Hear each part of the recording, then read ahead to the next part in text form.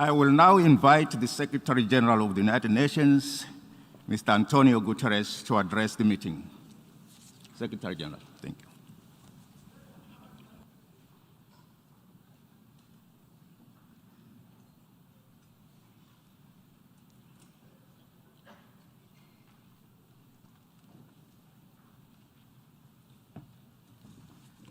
Mr. President of ECOSOC, Excellencies, distinguished delegates, ladies and gentlemen. Our world is in deep trouble, and so too are the Sustainable Development Goals. Time is running out. But there is still hope, because we know what we need to do. End the senseless, disastrous wars now, unleash a renewable energy revolution now, invest in people and build a new social contract now, and deliver a new global deal to rebalance power and financial resources and enable all developing countries to invest in the SDGs.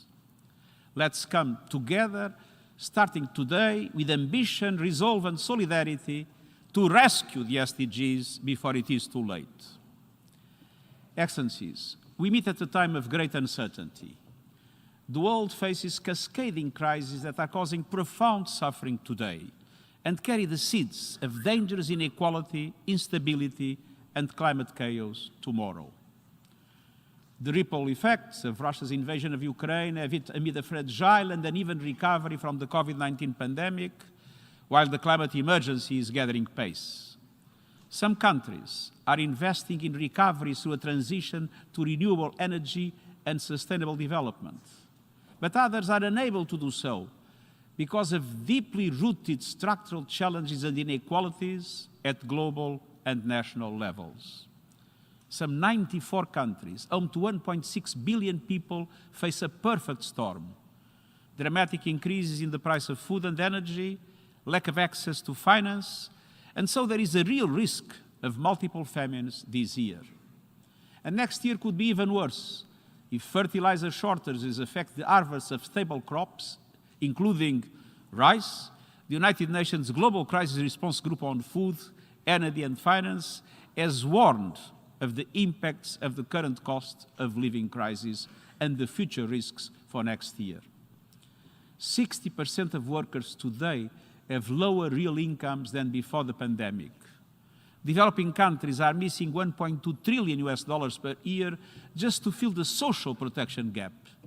And 60% of developing economies are currently in or at high risk of debt distress.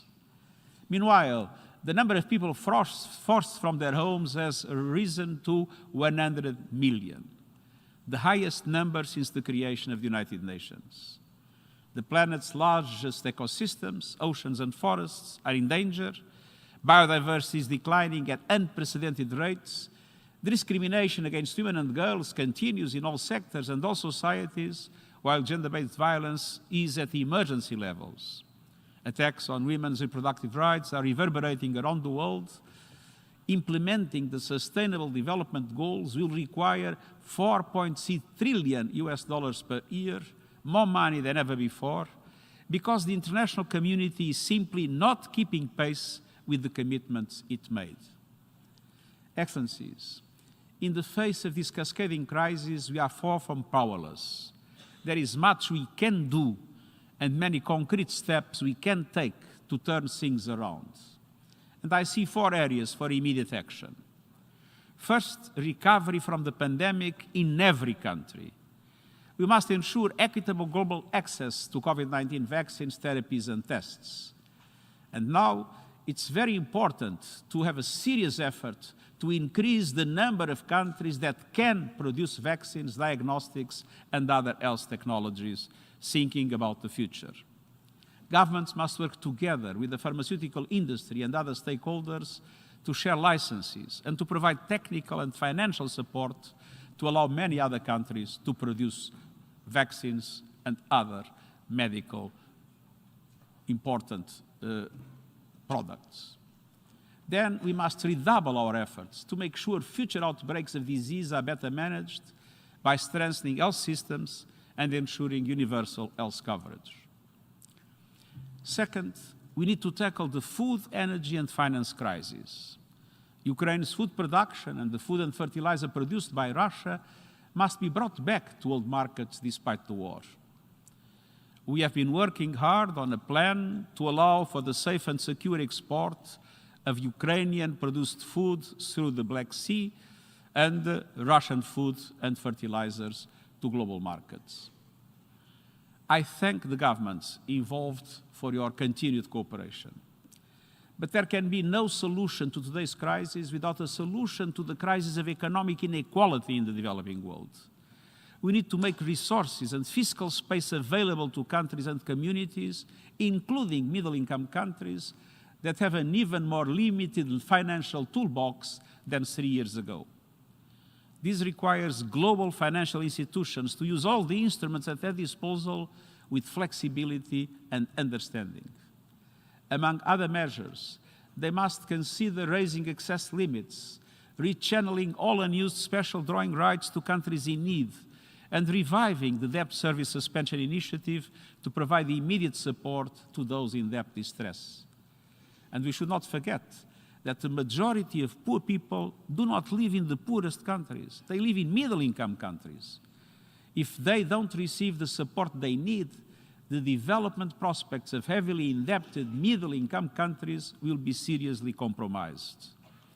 Looking ahead, we need a new global deal so that developing countries have a fair shot at building their own futures. My report on our common agenda calls for concerted efforts to rebalance power and resources through an operational debt relief and restructuring framework, lower borrowing costs for developing countries, and investment in long-term resilience over short-term profit. The global financial system is failing the developing world.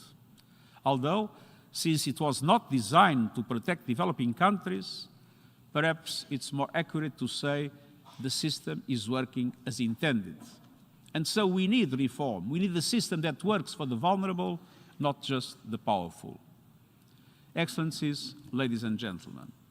Third, we need to invest in people. The pandemic has shown the devastating impacts of inequality within and between countries.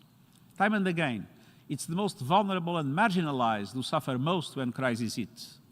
It's time to prioritize investment in people, to build a new social contract based on universal social protection, and to overall social support systems established in the aftermath of the Second World War. Education is one critical example. Any hope of solving the world's challenges starts with education. But education today is wrecked by a crisis of equity, quality, and relevance. The Transforming Education Summit that I will convene in September is a platform for world leaders to recommit to education as a global public good, to chart a new vision for education systems fit for the future, and to mobilize support in order to move from vision to reality, especially in developing countries. The Global Accelerator on Jobs and Social Protection for Just Transitions offers another critical entry point. I urge all countries to make full use of this tool to reskill and retool their workforces for the economies of the future, powered by renewable energy and based on digital connectivity. Excellencies, first, we cannot delay ambitious climate action. The battle to keep the 1.5 degrees goal alive will be won or lost this decade. While achieving this goal requires a reduction in global emissions of 45% below 2010 levels by 2030, current pledges would result in a 14% increase in emissions by that date. This is collective suicide. We must change course. Ending the global addiction to fossil fuels through a renewable energy revolution is priority number one. I've been asking for no new coal plants and no more subsidies to fossil fuels because funding fossil fuels is delusional and funding renewable energy is rational. Developed countries must make good on their $100 billion climate finance commitment to developing countries starting this year, and developing economies must have access to the resources and technology they need. Half of all climate finance should go to adaptation, Everyone in climate-related high-risk areas should be covered by early warning systems within the next 5 years. And we need to review access and eligibility frameworks for concessional finance so that developing countries, including middle-income countries, can get the finance they need when they need it. The World Bank and the other international financial institutions must provide much more concessional funding, especially in relation to climate adaptation. Excellencies, the high-level political forum is the place where the world comes together around solutions for sustainable development, for rebuilding differently and better, for achieving the SDGs. We have the knowledge, the science and technologies and financial resources to reverse the trajectories that have led us off course. We have inspiring examples of transformative change. In just over 1 year's time, we will meet here for the 2023 SDG Summit, making the halfway point between the adoption of the 2030 Agenda and its target date. Let's do everything in our power to change course and build solid progress by then. I wish you a successful meeting, and I thank you.